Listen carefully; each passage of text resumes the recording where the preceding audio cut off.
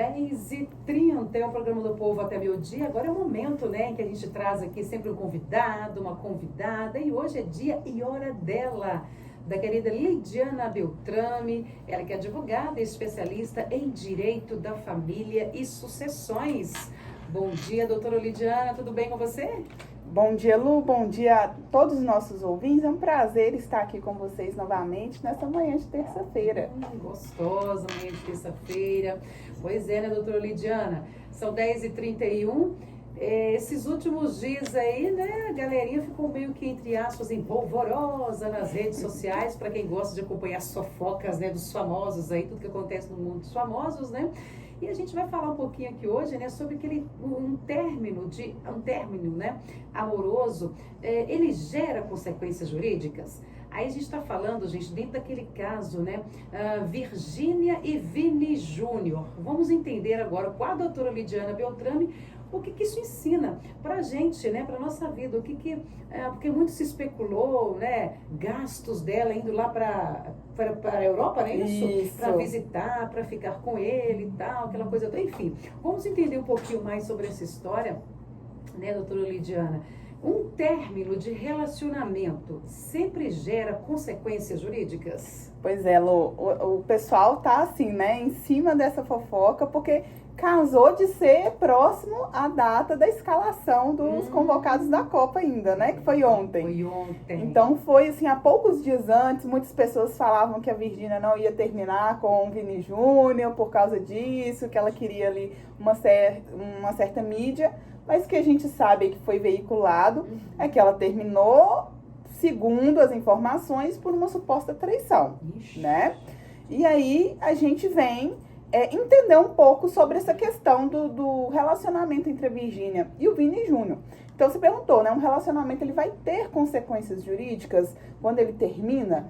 E nem sempre, né? A gente vai precisar olhar se existiu ali um namoro ou uma união estável para a gente entender a existência ou não de consequências jurídicas. Por quê? Quando a gente fala em namoro, né? Namoro é algo mais tranquilo de ser realizado um término, né? Nós não teremos nenhuma consequência jurídica. Mas a união estável, ela vai sim trazer ali consequências jurídicas. Então, o primeiro ponto é a gente entender, eles tinham um namoro ou uma união estável, né? E as pessoas confundem muito porque os requisitos são bem parecidos. A união estável, assim como o namoro, tem um relacionamento público, que é o que eles tinham, contínuo, duradouro. Porém, na união estável, a gente precisa que esse relacionamento ele tenha a intenção de constituir família. E quando a gente fala que em constituir família, não é num sentido estrito de se ater a ter filhos, mas num sentido amplo, de pensarem em um futuro juntos, de quererem se apoiar mutuamente, como se casados fossem, né? Se essa vida conjugal deles existisse, o dever de fidelidade, né? Todas as outras questões que a gente tem dentro de um casamento. E quando a gente pega os dois, a gente vê que o relacionamento, ele não tem esse viés, essa intenção de constituir família. Eu acho que ninguém olha para os dois e pensa, eles têm intenção de constituir família, de ficarem juntos por muito tempo. Então, é sim considerado um namoro e por esse motivo nós não temos ali consequências jurídicas. Nós não teremos uma divisão de patrimônio, não tem que ser feita ali partilha de bens, diferente se eles estivessem em uma união estável, tá? Mas e o requisito de morar junto? O requisito de morar junto, ele não é necessário para a união estável, tá? Muitos casais têm união estável e não moram na mesma casa, né? Principalmente quando a gente fala em pessoas assim que trabalham em países diferentes, né? Existe essa possibilidade. Bem intensa. Não existe também o tempo mínimo. Então, às vezes, com 6 meses, a gente estava conversando aqui no off, quanto tempo que eles estavam juntos, a gente não sabe ao certo. Mas vai depender do relacionamento. Com 6 meses, você já vai poder considerar que aquilo é uma união estável. Fiquei curiosa. Em quanto tempo durou o namoro do Vini Júnior com a Virgínia? Pois é. Então, assim, quando a gente olha para os dois, é muito claro que o que eles tinham ali era um namoro e não uma união estável. Então, pensando nisso, analisando isso, nós não temos ali nenhuma partilha de bens, nenhuma consequência jurídica. 7 meses. 7 meses. Então, assim, 7 meses é um tempo que, claro, é muito pouco se você parar para pensar de relacionamento, né? Mas pode existir sim, tá? Ainda que não exista a coabitação, ou seja, que não morem no mesmo lugar. Então, pegando o caso, né, da Virgínia com o Vini Júnior, nós não temos ali consequências jurídicas, não vai ter partilha de bens, porque o casal estava em um relacionamento de namoro e não em uma união estável. Como ela se separou do Zé Felipe e era um casamento ali, nós temos a partilha de bens, né? Assim como na união estável. Mas no namoro, não, tá? E se ela não precisa disso, claro que não, né? Mas se começar a alegar, mas eu gastei tanto com as minhas viagens, aquilo me gerou um gasto, ela pode querer reaver alguma coisa com relação a isso? Ou pode querer reaver direito dela, mas não vai dar em nada? Um exemplo. É muito difícil dela conseguir. Ela teria que comprovar ali que ela teve um prejuízo financeiro, ou talvez um abalo psicológico para pedir ali um valor de indenização. Mas ela não chegou a passar por nenhuma situação vexatória, né? Diferente de, por exemplo, se tivesse saído um vídeo onde ele estava com alguma mulher traindo ela, por exemplo. Nessa situação, os dois são pessoas muito públicas. A imagem dela negativamente, dessa forma, ela poderia talvez entrar com processo de danos morais. Teve aquele caso do CEO, né, que estava no show do, acho que Coldplay, com uma outra. Sim, nossa. A esposa até entrou com o processo e tudo. Então, nesse caso, é uma exposição muito grande. A pessoa está passando por uma situação vexatória, né, de humilhação, constrangimento. Como no caso dela não houve, eles simplesmente terminaram, né? Que bom que não teve essa, né, essa parte. Parece, né? Foi bem tranquilo. Porque pelo que se sabe, né, que se especula nas fofocas, é que ela foi lá sem avisar ele. Então, gente, pegou ali algo errado. Pegou no flagra, né? E às vezes já estava até assim, desconfiada de alguma coisa. Assim, eu vou chegar lá sem ele ao menos saber que eu estou chegando. E aí, assim... né, não aceitou essa situação e realmente terminou o namoro. Eu achei tão engraçado, porque assim, eu não sigo ela, mas eu fiquei curiosa, eu fui nos stories pra ver. E aí tinha lá, lindo, não sei o que, vendo o jogo. Aí depois no stories de comida, depois já tava assim, terminamos o relacionamento, pedimos respeito, falei, meu Deus, mas 9 horas da noite tava vendo o jogo dele, 7 horas da manhã, terminou, o que aconteceu nesse meio tempo? Eu falo com você que esses famosos, gente, eles iniciam e terminam, né, o relacionamento assim, que você fala, como assim, gente? Do nada surge, do nada termina. Porque o relacionamento dos dois foi do nada mesmo. Eu não acompanho também, não sigo ela, mas é lógico, você está ali nas redes sociais, vai descendo ali, rolando o feed e tal, se me aparece as informações, a gente trabalha também com notícia, querendo ou não, você acessa, você vê, né, o que está acontecendo. Mas é muito tão rápido, sim, né?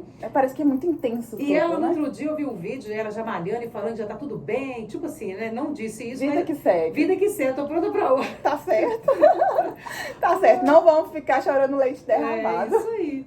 Bom, e doutora Lidiana, a gente está falando dessa questão, então, só pra gente, antes de partir para a terceira pergunta, vamos ainda ficar nessa segunda aqui, para diferenciar para quem está nos ouvindo, né, realmente, o que é um namoro, né, o que diferencia, né, um namoro de uma união estável, que ainda tem essa dúvida, né, tem a questão do tempo do namoro, eu não estou em união estável. Mas eu fiquei em um relacionamento, por exemplo, por 10 anos. Antigamente a gente via muito isso também, né? Ficava 10 anos namorando. Quando a moça falava, vamos marcar o nosso noivado, o casamento, o rapaz, pena pra quem te quer. E ela perdeu 10 anos de vida, gente. Isso é muito sério. Sim. Ela poderia estar com outra pessoa, formada uma família. Muitas mulheres têm o sonho, né, de serem mães. E eu perdi 10 anos. E quando a gente falei marcar casamento, ele me largou. Ela... Não é uma união estável, mas é um namoro que muitas pessoas, a família, até amigos, poderiam comprovar que ela estava com ele há muito tempo. Ela tem esse direito de requerer alguma coisa pelo tempo de namoro? Aí a gente entra numa outra situação do namoro, que é o que a gente chama de namoro qualificado. A gente tem uma subdivisão dentro do direito que é pouco falado, até porque, para quem não é da área, confunde muito, né? O principal é a pessoa entender que existe o namoro e a união estável. O namoro qualificado está ali naquele termo. Não chegou a ser uma união estável, mas também não era um namoro que você está só ali com aquela pessoa conhecendo. Porque no namoro a gente pressupõe o seguinte, apesar dos requisitos serem parecidos, como a gente mencionou, é um relacionamento público, contínuo e duradouro, o namoro não tem essa intenção ainda de constituir família. Você vai ter essa intenção quando você se casa, né? Quando você passa a ter a união estável. Então, a principal diferença é essa intenção de constituir família. E o que acontece muitas vezes? Às vezes a mulher tá ali já achando que tá na união estável, querendo casar, ter filhos, pensando no futuro juntos, fazendo planos, mas o cara não tá nem aí, o cara tá só por comodidade com ela, e vai passando o tempo, igual você falou, aí passa 5, 6, 8, 10 anos, e aí na hora que a ficha cai, pô, vamos decidir, vamos casar, vamos resolver nossa vida. Ah, não, aí eu não quero não. Então a gente precisa entender que às vezes a gente está em uma posição e a outra pessoa está na outra. Para a gente ter a união estável, os dois precisam ter essa intenção de constituir família, de estarem juntos no futuro, né? De ter esse apoio mútuo, seja financeiro, seja em todas as questões da vida, tá? É porque é um baque, né, gente? Você tá ali com uma pessoa que às vezes, igual você disse, às vezes uma parte pode estar acreditando naquele relacionamento, mas a outra, tanto homem quanto mulher. Mulheres também que abandonam, vamos dizer assim, entre aspas, né? O namoro depois de tantos anos. E ela, sei lá, dói, né? A gente imaginando, chega até a doer mesmo, né? É muito mais comum nos homens, né? Os homens não terem essa intenção do que as mulheres. Mas, quando a gente... eu sempre falo o seguinte, eu vou dar uma de psicóloga aqui, né? Mas a gente permite no relacionamento estar onde a gente permite que o outro faça as coisas. Por quê? O que acontece? Se você está num relacionamento, às vezes, ruim, um relacionamento muitas vezes abusivo, um relacionamento que você tá ali tentando se casar, tentando, né, resolver a vida e aquele cara tá só te enrolando, você tá permitindo isso, né? Você precisa tomar essa decisão. É meio que como uma traição. Quando a pessoa descobre, ela tem que tomar uma atitude. Porque às vezes você fala, nossa, a pessoa tem assim, imaginação, tem ideias, já ouviu que o outro trai, mas, de fato, quando você vê, quando você, né, realmente descobre, você tem que tomar uma iniciativa. E aí eu falo, a gente tem exatamente o que a gente se permite. Se você se permite estar em um relacionamento onde a pessoa não te trata bem, um relacionamento ruim, um relacionamento onde a pessoa está te enrolando vários anos, é porque você está deixando isso, às de uma certa forma. Os sinais, às vezes, estão bem claros ali desde o início. Então, por que esperar 2, 3, 4, 5, 6, 7, 8, 9, 10 anos? Sim. Existem situações e situações, né, Lô? O casal que começa a namorar muito novo, às vezes ali com 18, 19 anos. Claro, eles não vão se casar com 2 anos de namoro. Eles precisam, né? Hoje a gente, mais do que nunca, tem a nossa estabilidade financeira para depois se casar, né? Antigamente era o contrário. A gente casava, depois tentava a estabilidade. Claro que um casal que acabou de começar a namorar com 18, 19 anos, tá iniciando às vezes na faculdade, na profissão. Então eles não vão se casar com 2, 3 anos. Mas um casal mais maduro, que já se conheceu com 30, 35 anos, não tem por que, muitas vezes, demorar tanto tempo assim. E aí você, às vezes, conheceu, né, o seu namorado ali com 18 anos. Vocês já estão com 10 anos de relacionamento, por exemplo, 28 anos ali. Já é um bom momento, né? Por mais que começou novo. Então, assim, não existe receita, mas existe o fato de que nós temos o que a gente permite com que o outro faça. Né? De uma certa forma, a gente acaba merecendo o que a gente tem. Não é fácil, não que seja fácil. É muito difícil, né? Quando a gente pega casos, por exemplo, de relacionamentos abusivos, é muito difícil a mulher entender que ela está nesse relacionamento, a mulher sair. Às vezes ela depende financeiramente desse marido, desse companheiro, né? E muitas vezes ele faz aquela pressão psicológica, né? Tem a violência psicológica, emocional. Fala que se eles terminarem, ela não vai achar outra pessoa, não vai conseguir trabalhar, que ela é gorda, que ela é feia, que ela nunca vai ter outra pessoa, que ela vai ficar com filho, isso e aquilo. Então, tudo isso é realmente algo muito difícil. É por isso que eu sempre falo, a gente precisa cuidar da gente, se fortalecer, né, emocionalmente, psicologicamente, corpo, saúde, e buscar fazer as coisas que a gente gosta, trabalhar com o que a gente gosta, ter a nossa independência de certa forma. E se for o caso de, não, meu marido consegue me prover, faça um contrato, né?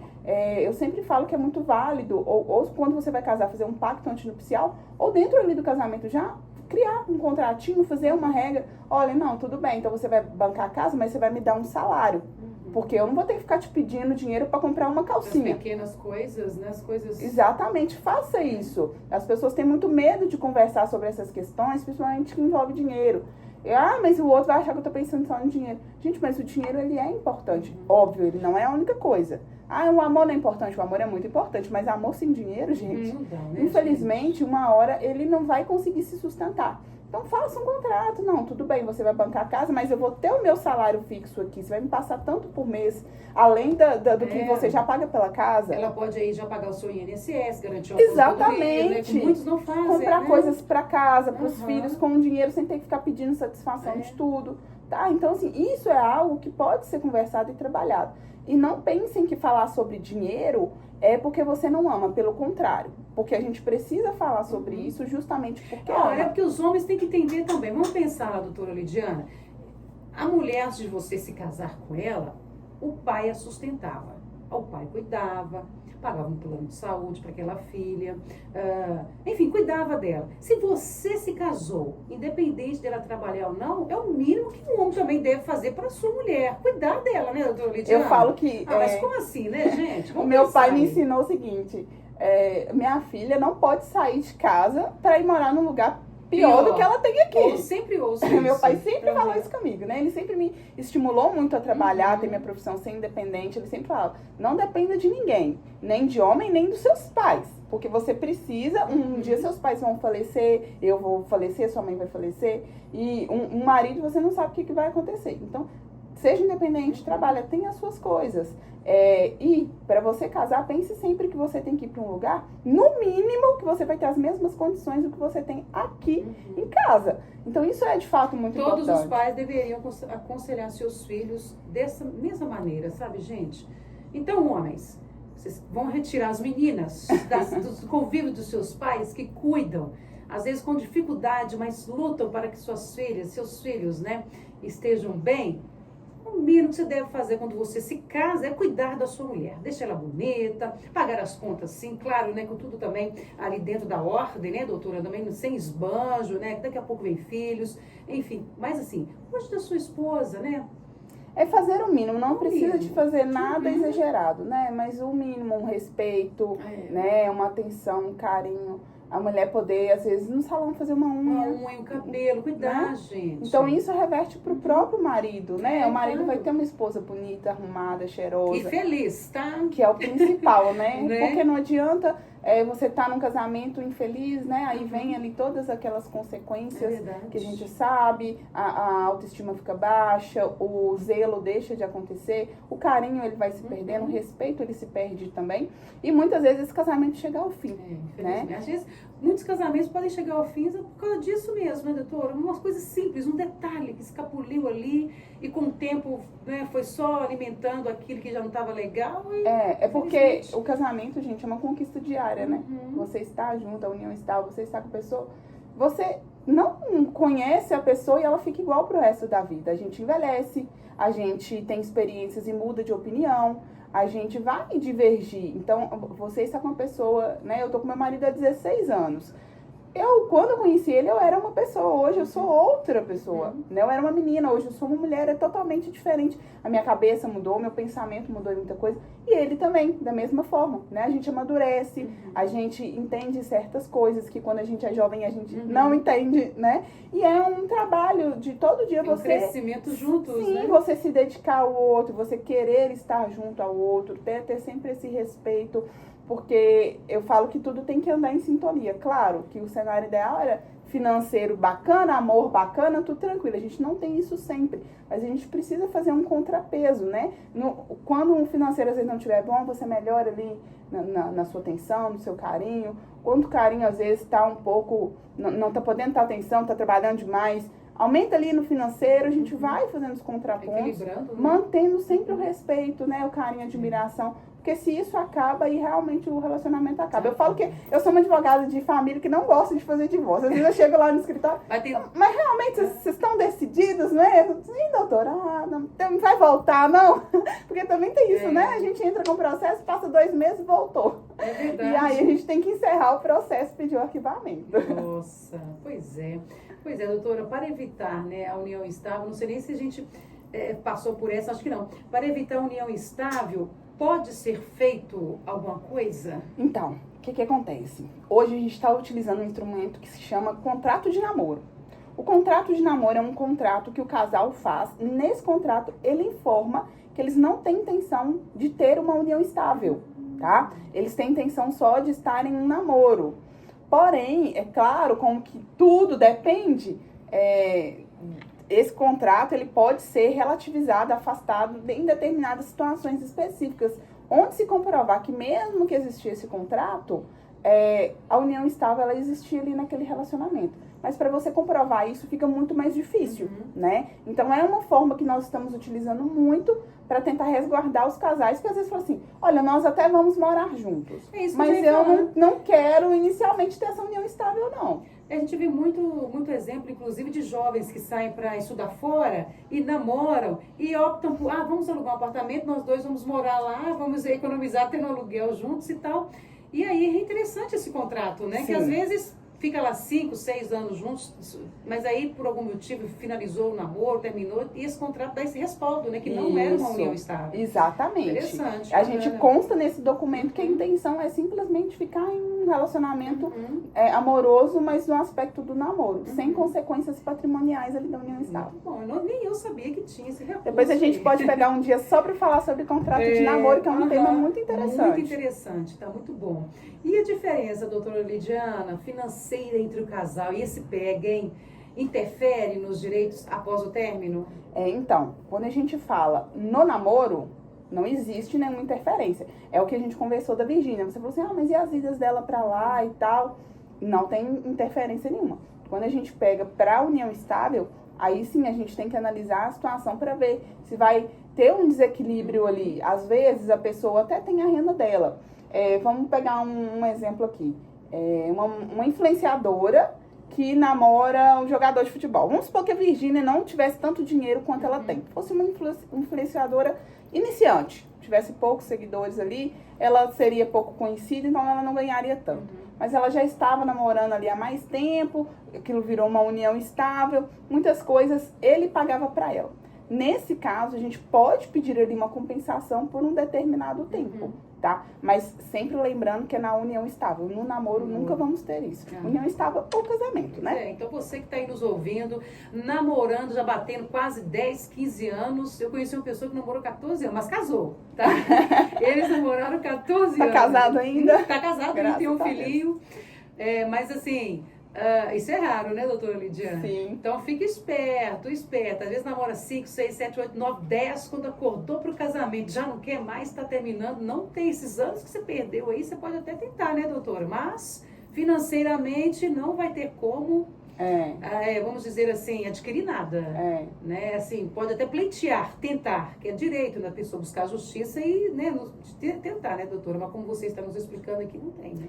Eu falo o seguinte, se vocês estão num namoro e vão comprar alguma coisa, tente comprar no nome dos dois, então. Porque aí, se quiser dividir... Isso, ótima dica. Se quiser dividir, vai estar no nome dos dois, né?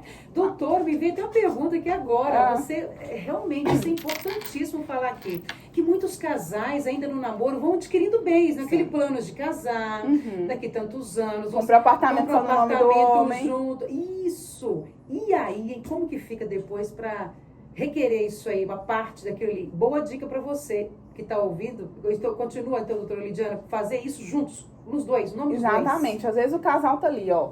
A gente já namora 6 anos, vamos comprar então esse apartamento, vamos dar uma entrada e aí a gente se casa e vai morar nesse apartamento. Você comprou o apartamento antes de se casar.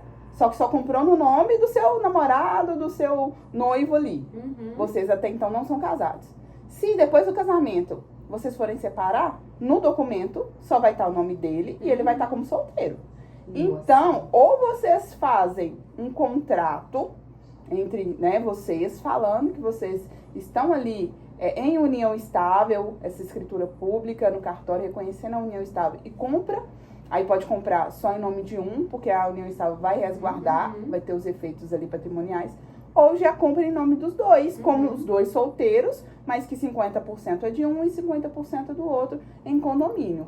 Porque aí, se acontecer alguma coisa futuramente, você consegue ter o seu resguardo, o seu amparo, tá? E eu já tive um casal que tava brigando por causa de um negócio de videogame, gente. Hoje. Nesses videogames caros aí, esses PS aí. E aí o menino, o rapaz tinha comprado, só que tava no cartão dela. Oh, meu Deus. E aí ela tá assim, não, mas eu que tô pagando, eu quero esse negócio. Ela nem gosta de jogar, mas aí ela, por picardia, como eles terminaram, por questão de traição, aquelas coisas todas, tava assim, muito intenso a briga, né, entre os dois. E aí começaram a se discutir sobre isso. Então a gente precisa ter esses cuidados, Nossa, né, gente? Pra gente finalizar, foi ótimo mesmo você trazer, levantar, né, essa questão e lembrar você que está namorando, porque quando começa a namorar, tudo são flores, né, doutora Lidiana? Sim. É só o tempo que vai dizer. É como casamento, igual você disse que às vezes quando vão um casal lá tentar se divorciar e tudo, você ainda tem certeza, porque ninguém casa pensando na separação.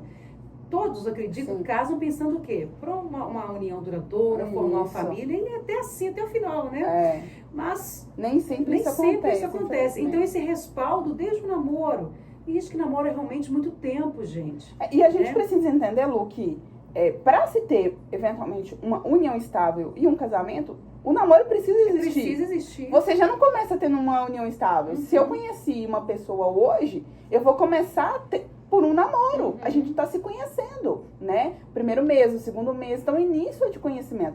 Por isso que é muito difícil na união estável, até a gente precisar a data em que o namoro virou união estável. Você não tem uma data exata igual ao casamento. Casamento, se você casar hoje, é a partir de agora. A união estável, o namoro vira uma união estável e você não percebe. Você não consegue, sabe? Às vezes quando o casal vai morar junto e tal, você consegue ter uma data estimada. Mas é muito difícil, não é algo palpável da gente saber assim, ah não, esse dia exatamente virou união estável. Não tem jeito. Tudo tem que ser, formalizado mesmo, né, doutora? E é o passo a passo, o namoro, né, o namoro qualificado ali, às vezes a união estável e depois o casamento. Depois dessas dicas aí, você que está em um namoro, pensa bem, tá namorando já tem mais de 2, 3, 4, 5 anos, hein? Tá adquirindo bem junto com o seu parceiro ou a sua parceira, vai fazendo tudo no nome dos dois. Que Deus lhe guarde. Eu penso que a gente não quer uma separação, você já tem um respaldo jurídico nisso aí, né? Exatamente. Doutora Lidiana, mais algum complemento sobre o tema de hoje? Não, só pegando um gancho no que você falou, né? Desde o namoro a gente precisa se preocupar até depois do casamento, por quê? Quando tá tudo bem, é meu bem, meu bem. Quando vai se separar, é meus bens, meus bens. Doutora Lidiana. Então a gente precisa ter essa cautela, tá, Lu? Então, assim, né, são informações, a gente pegou o gancho da Virgínia aqui, porque é algo que traz a curiosidade, né, dos ouvintes, todo mundo aí especulando sobre bens, patrimônio, pensão, como que ficaria, né, até a própria questão dos filhos dela, né, que tinha esse vínculo ali ou não com ele. Então, é um tema importante pra gente conversar, discutir. Agradeço mais uma vez aí a parceria de trazer um tema, né, interessante, importante e relevante para os nossos ouvintes. Bem atual sempre. E até a próxima semana. Um abraço a todos os nossos ouvintes. Obrigada, doutora Lidiana. Um grande abraço. Excelente.